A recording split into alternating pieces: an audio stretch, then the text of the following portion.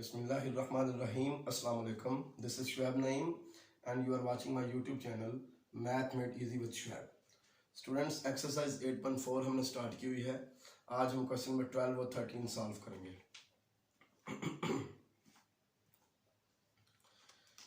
Question number 12 है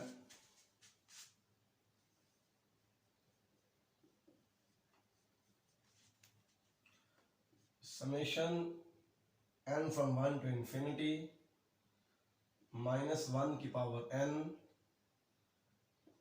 tan 1 over n tan 1 over n। अब हमें जो है ना क्वेश्चन नंबर 7 से 29 तक एक कॉमन स्टेटमेंट दी हुई है कि 7 से 29 तक जो क्वेश्चंस हैं इनमें जो सीरीज दी हुई हैं आप इनको चेक करें कि ये एब्सोल्युटली कन्वर्जेंट हैं, कंडीशनली कन्वर्जेंट हैं कि डाइवर्जेंट है। ठीक हो गया। तो अब हम लोग क्या करेंगे, यहाँ पे हमारी जो जनरल टर्म है वो क्या है, -1 की power n tan 1 over n। ठीक हो गई। एब्सोल्यूट कन्वर्जेंस चेक करने के लिए हमें इसकी एब्सोल्यूट वैल्यू लेनी पड़ेगी। an mod इक्वल है जी n tan 1 over n। ठीक हो गया। मैं यहाँ पर डाइवर्जेंस टेस्ट लगाने लगा हूँ। Divergence test, limit n approaches infinity an mod equal है जी limit n approaches infinity n tan 1 over n। इसको मैं लिख सकता हूँ limit n approaches infinity tan 1 over n over 1 over n। ठीक हो गया। n को नीचे लेगा तो 1 over n हो गया। Limit n approaches infinity, tan को साइन ओवर cos लिख दें, sine 1 over n over cos 1 over n, और ये नीचे वाला 1 over n वैसे का वैसे ही। अब आप ऐसा करें कि लिमिट सेपरेट कर लें, sine 1 over n over 1 over n की लिमिट सेपरेट कर लें। ठीक हो गया। और इसकी separate limit n approaches infinity 1 over cos 1 over n। ठीक हो गया।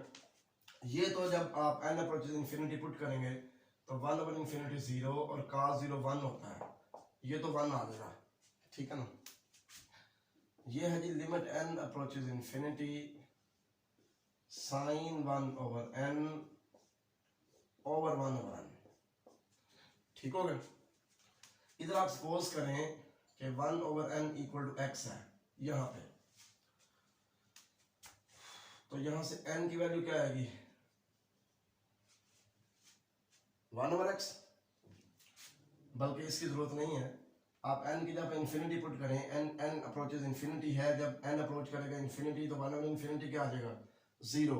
इसका मतलब है कि x approaches 0 when n approaches infinity. ठीक हो गया। क्योंकि 1 over इंफिनिटी क्या है, 0 हो जाता है।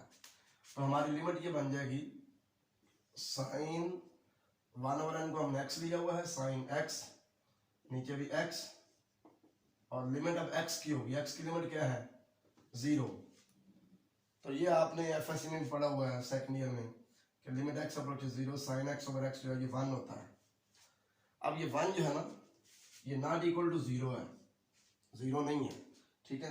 तो डाइवर्जेंस टेस्ट ये कहता है कि अगर limit n approaches infinity an not equal to 0 हो तो हमारी सीरीज डाइवर्जेंट होती है। ठीक हो गया।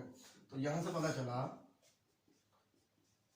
कि summation 1 to infinity an mod is divergent by divergence test। by divergence test। अब हमें जब हमारी सीरीज एब्सोल्युटली कन्वर्जेंट ना हो तो मैंने प्रीवियस लेक्चर में भी बताया था कि हमने क्या करना होता है कि फिर उसकी कंडीशनल कन्वर्जेंस चेक करनी होती है। उसके लिए अल्टरनेटिंग सीरीज टेस्ट यूज होता है। ठीक हो गया।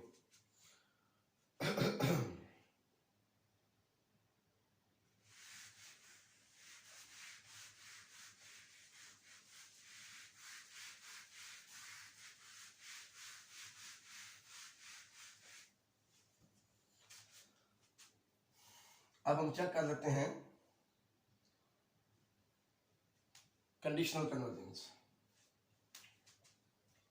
उसके लिए ना इसको सपोज कर लो कि ये बी एन, इसका नाम बी एन रख लिया ताकि बार बार हम ए एन मार्ट ना लिखना पड़े, ठीक हो गया। अब अल्टरनेटिंग सीरीज टेस्ट लगाते हैं कंडीशनल कन्वर्जेंस चेक करने के लिए। तो उसके लिए दो कंडीशन होती हैं। पहली कंडीशन, ये जो ए एन मार्ट है ये एन tan 1/n, ठीक है। इस तरह की टर्म्स वाली सीक्वेंस, यानी कि ये सीक्वेंस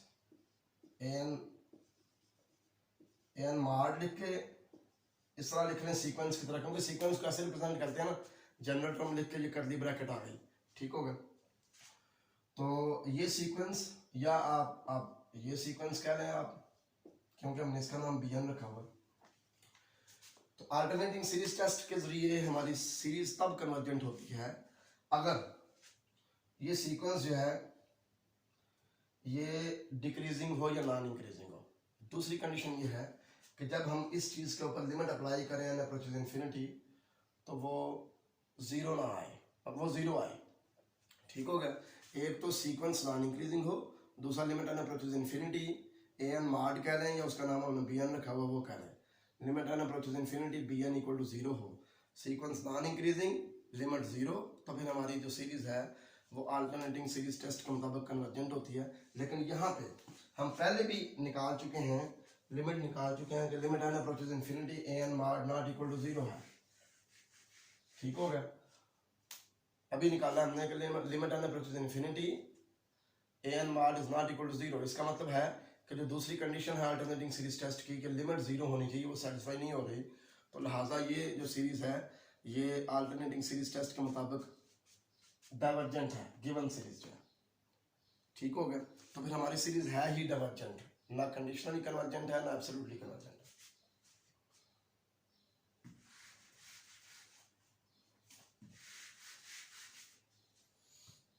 हम लिखेंगे as limit N approaches infinity A N mod is not equal to zero, क्योंकि ये जीरो नहीं आया अभी जो हमने चेक किया है। Therefore, given series is divergent by alternating series test.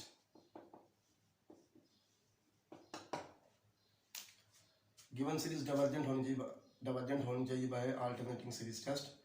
लिहाजा ना ये एब्सोल्युटली कन्वर्जेंट है ना कंडीशनली कन्वर्जेंट है, तो ये डाइवर्जेंट ही होगी। So given series is divergent, series is divergent. अब क्वेश्चन 13 पे आ जाए।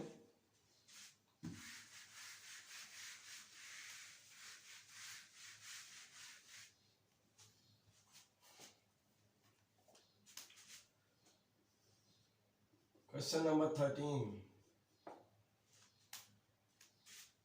Summation 1 to infinity minus 1 की power n minus 1 n square over n plus 2 factorial, ठीक होगा जी। यहाँ पे हमारे पास जो an है वो क्या है, -1 की power n minus 1 n square over n plus 2 factorial। Absolute value ले लें, क्योंकि सबसे पहले हमने एब्सोल्यूट कन्वर्जेंस चेक करनी है। n plus 2 फैक्टोरियल, या तो मैं रेशियो टेस्ट लगाऊंगा एब्सोल्यूट कन्वर्जेंस चेक करने के लिए। तो उसके लिए an plus 1 की वैल्यू भी फाइंड कर लें, वो आ जाएगी n plus 1 का स्क्वायर, इधर n plus 1 पुट करेंगे तो n plus 3 फैक्टोरियल आ जाएगा। वही अप्लाई रेशियो टेस्ट, वही apply ratio test. Limit n approaches infinity an plus 1 mod over an mod equal होगा जी limit n approaches infinity an plus 1 mod है n plus 1 का square over n plus 3 factorial. इसको divide करेंगे an mod की value पे तो ये ऊपर चला जाएगा n plus 2 factorial over n square limit n approaches infinity. इसका आप स्केल ओपन करें, n square plus 1 plus 2n, ये n प्लस 3 है तो इसको लिखें n plus 3 n plus 2 factorial, n plus 2 factorial over n square. ये से कैंसिल हो गया।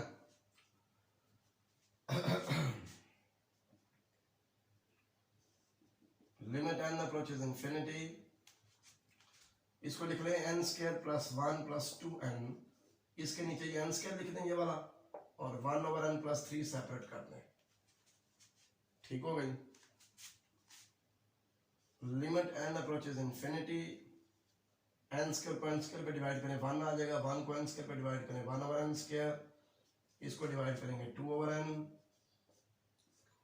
और 1 ओवर n प्लस 3। अब आप लिमिट अप्लाई कर दें 1 over infinity 0, 2 over infinity 0, 1 over infinity 0। तो इस जीरो ने यहाँ पे 1 बनना है, इस जीरो ने इससे मल्टीप्लाई होकर सारा जीरो कर देना और ये लेस देन 1 है। तो जब limit n approaches infinity an plus 1 over an less than 1 हो तो रेशियो टेस्ट ये कहता है सीरीज कन्वर्जेंट है। सो 1 to infinity an mod is convergent by ratio test, hence given series converges absolutely। तो मुझे उम्मीद है आपको दोनों क्वेश्चन समझ आ चुके होंगे। अल्लाह हाफिज, अस्सलाम वालेकुम।